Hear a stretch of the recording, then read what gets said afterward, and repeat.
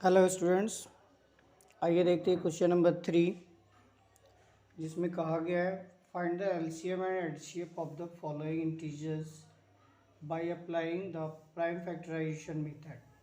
Prime factorisation method के द्वारा आपको इनका एचसीएफ और एलसीएम दोनों फाइंड करना है। तो सबसे पहले आप इन नंबर का प्राइम फैक्टर निकालिए। आपके पास है 12 का फैक्टर 2 6 जा, 2 3 जा एंड 3 1 जा। 15 का फैक्टर निकालेंगे तो 3 5 जा 15 एंड 5 1 जा 5 एंड 21 का फैक्टर निकालेंगे तो वो 3 7 जा 21 एंड 7 1 जा 7।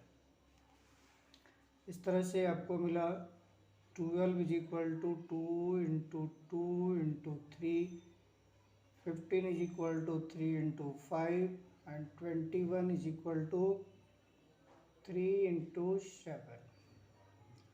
तो HCF क्या होगा?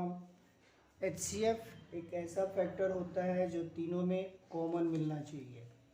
तो आप देख रहे हैं इसमें हमारे पास जो कॉमन फैक्टर है वो केवल 3 है, जो यहाँ भी है, यहाँ भी है, यहाँ भी है। बाकी कोई भी फैक्टर ऐसा नहीं है जो तीनों में हो।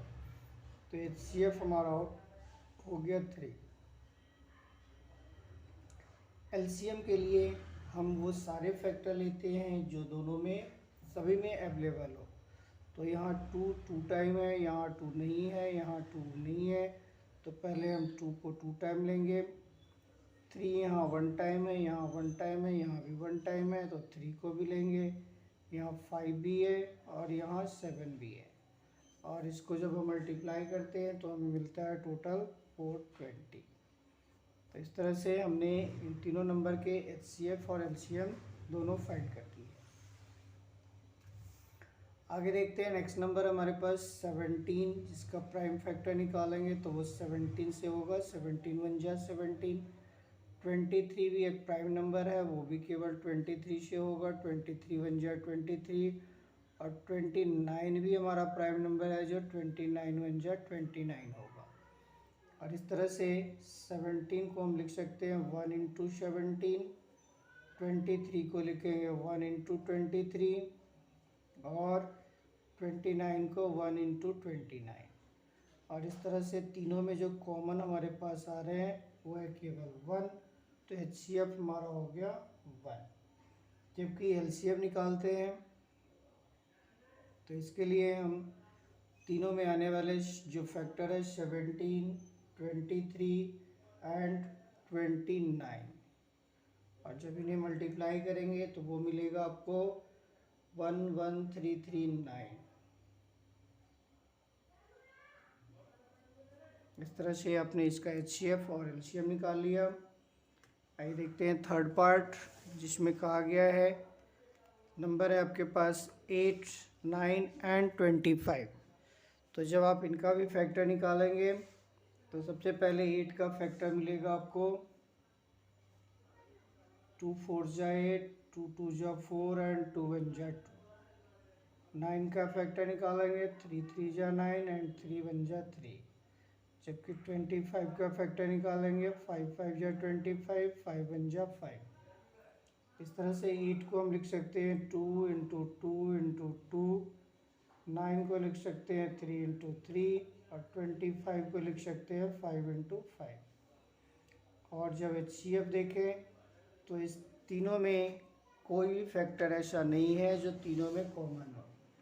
तो जहाँ पे कोई भी नंबर फैक्टर कॉमन नहीं होते हैं वहाँ पे हमारा HCF 1 होता है। और LCM, तो LCM के लिए हम इन सबको मल्टीप्लाई करेंगे तो इसमें हमारे पास 2 3 टाइम है, 2 × 2 × 2, 3 × 3 एंड 5 × 5, और इनका टोटल प्रोडक्ट आएगा हमारे पास 1800। तो इस तरह से 8, 9 और 25 के HCF और LCM आपने निकाल दिया।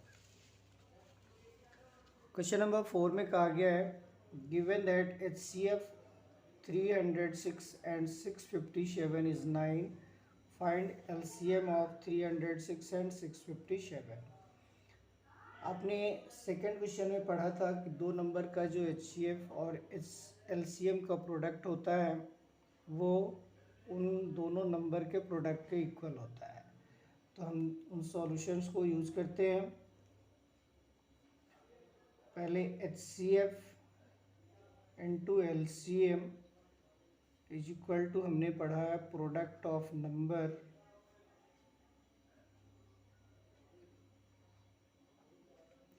HCF हमारे पास 9 है और LCM नहीं है।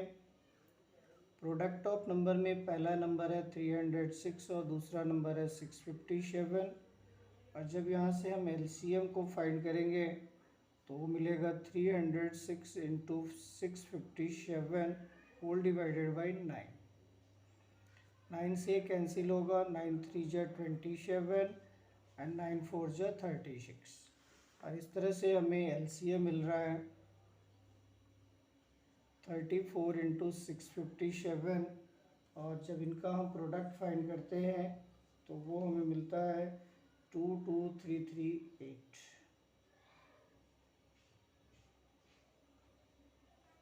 इस तरह से हम इन दोनों नंबर के LCM को भी फाइंड कर पाएंगे जिसका HCF दिया हो।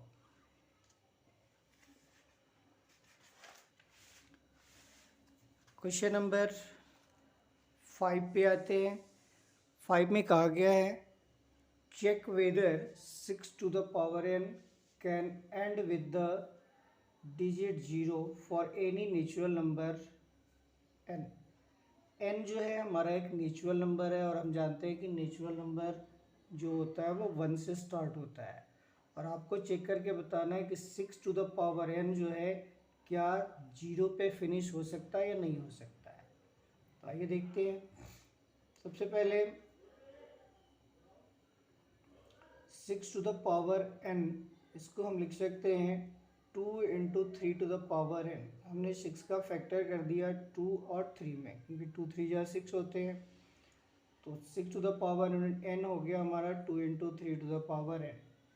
अब 2 into 3 to the power n को हम 2 to the power n into 3 to the power n कह सकते हैं।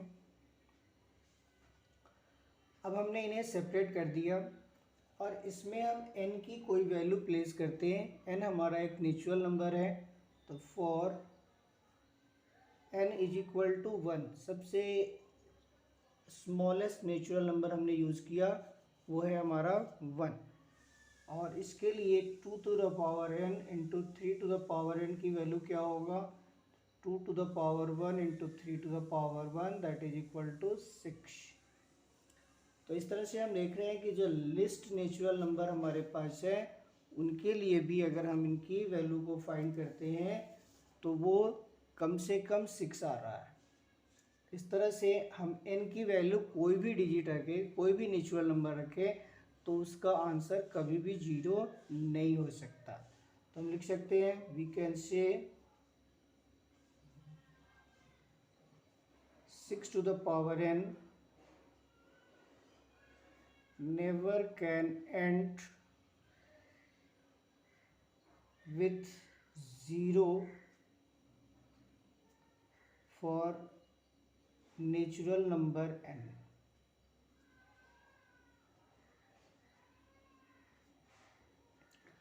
n किसी नेचुरल नंबर के लिए 6 to the power n कभी भी 0 पे फिनिश नहीं हो सकता।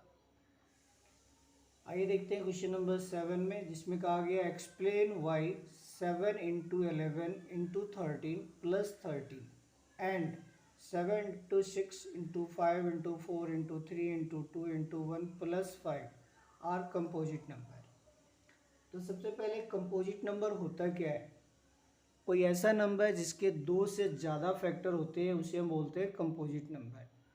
तुम देखते हैं क्या हमारे पास जो नंबर है 7 इंटू 11 इंटू 13 प्लस 13 इसका 2 से ज़्यादा फैक्टर होता है या नहीं। सॉल्यूशन 7 इंटू 11 इंटू 13 प्लस 13, इन दोनों तरफ में 13 कॉमन है, उस 13 को कॉमन निकाल लेते हैं तो यहाँ मिलता है 11 7 जा 77 प्लस यहाँ पे मिलता है 1 और सिंप्लीफाई करते हैं तो 13 इंटू 77 + 1 78। और जब इन्हें हम मल्टीप्लाई करते हैं तो हमें मिलता है 1014। 1014। अब ये जो 1014 है ये एक ऐसा नंबर है जो 1 से डिविजिबल है, ये 1014 से भी डिविजिबल है, ये 2 से भी डिविजिबल है, ये 3 से भी डिविजिबल है। तो हम देख रहे हैं कि ये 1014 है जो इसके 2 से ज़्यादा फैक्टर हो रहे हैं, 1 हो रहे हैं, 2 हो रहे हैं, 3 हो रहे हैं, 1014 हो रहे हैं। तो जब जिस नंबर के 2 से ज़्यादा फैक्टर होते हैं वो कंपोजिट होता है। इसलिए हमारा जो नंबर है 7 × 11 × 13 + 13 ये एक कंपोजिट नंबर है, क्योंकि इन्हीं के सॉल्यूशन से हमें 1014 मिला है। तो आप लिखेंगे विच इज़ कंपोजिट। इसके अदर पार्ट को देखते हैं। इसमें है आपका 7 × 6 × 5 × 4 × 3 × 2 × 1 + 5। इसमें भी दोनों तरफ 5 कॉमन मिल रहे हैं, तो उस 5 को कॉमन निकाल लेते हैं। तो ये मिलता है 7 × 6 × 4 × 3 × 2 + 1। और जब इसे सिंप्लीफाई करते हैं तो ये मिलता है 5 × 108 + 1। और ये 5 × 108 + 1 1009। और इसे मल्टीप्लाई करेंगे तो ये मिलेगा 5045। और 5045 जो नंबर है इसके भी 2 से ज़्यादा फैक्टर है, इसलिए ये भी हमारा कंपोजिट नंबर है।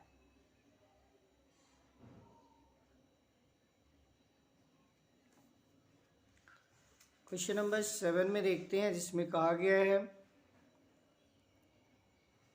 कि there is a circular path around a sport field.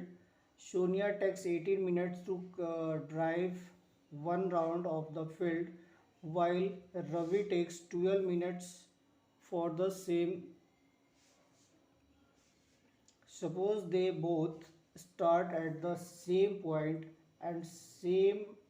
and at the same time and go in the same direction. After how many minutes will they meet again at the same starting point? हमारे पास एक circular path है जिसके चारों तरफ एक round लगाने में सोनिया को लगता है 18 मिनट्स, जबकि रवि को लगता है 12 मिनट्स। और दोनों एक ही पॉइंट से एक ही डायरेक्शन में मूव करना स्टार्ट करते हैं। तो आपसे पूछा गया है आफ्टर हाउ मेनी मिनट्स, कम से कम कितने मिनट के बाद दोनों मूवमेंट करते करते सेम स्पॉट पे आ जाएंगे। तो आइए देखते हैं। पहले सोनिया टेक्स टाइम, सोनिया को कितने टाइम लगते हैं 18 minutes. And Ravi takes time, this is 12 minute. हम यहाँ पे एलसीएम ऑफ 18 एंड 12 फाइंड करेंगे। तो 12 को हम लिख सकते हैं 2 2 जा 4 3 जा 12, जबकि 18 को लिखेंगे 2 3 जा 6 3 जा 18। और एलसीएम में दोनों में 2 मिल रहा है, यहाँ 2 1 टाइम है, यहाँ 2 टाइम है, तो 2 × 2। यहाँ 3 1 टाइम है, यहाँ 3 2 टाइम है, तो 3 × 3। और इस तरह से एलसीएम हमारा हो गया 2 2 जा 4 3 जा 12 3 जा 36। तो after 36 minute both start their movement at the starting point. तो 30 मिनट के बाद दोबारा दोनों उसी स्पॉट पे आकर के अपनी मूवमेंट स्टार्ट करेंगे जहाँ से वो फर्स्ट टाइम स्टार्ट किए थे। तो इस तरह से आपका एक्सरसाइज 1.2 कंप्लीट हो गया। होप क्वेश्चन क्लियर हो गए होंगे। अगले वीडियो में एक्सरसाइज 1.3 देखेंगे। That's all for today. Thank you.